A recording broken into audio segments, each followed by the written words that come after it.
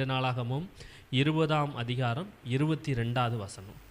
அவர்கள் பாடி துதி செய்ய தொடங்கின போது யூதாவுக்கு விரோதமாய் வந்து பதிவிருந்த அம்மோன் புத்திரரையும் மோவாபியரையும் சேயீர் மலை தேசத்தாரையும் ஒருவருக்கு விரோதமாய் ஒருவரை கர்த்தர் எழும்ப பண்ணினதால் அவர்கள் வெட்டுண்டு விழுந்தார்கள். கர்த்தர் பாருங்க எப்படி அற்புதத்தை செய்கிறாரு.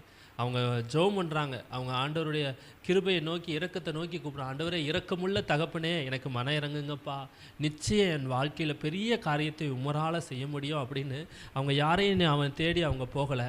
அந்த ராஜா சொல்லுகிறார் யோசபாத்து, எல்லா ஜனங்களையும் கூப்பிட்டு நம்ம உபவாசம் இருந்து கர்த்தரையே நோக்கி பார்ப்போம், அவர் நமக்கு உதவி செய்வார்.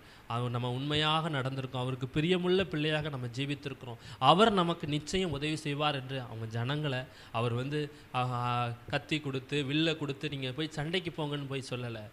அவர் உபவாசம் அறிவித்து அந்த தேசத்துக்கு எல்லாரும் மொத்தமாக ஒரு இடத்துல கூடி அவரை ஆராதித்து துதித்தார்கள். ஏன்னா அவருக்கு விரோதமாக எந்த ஆயுதமும் அது வாய்க்காமல் போகாது, அது வாய்க்காமல் போயிடும்.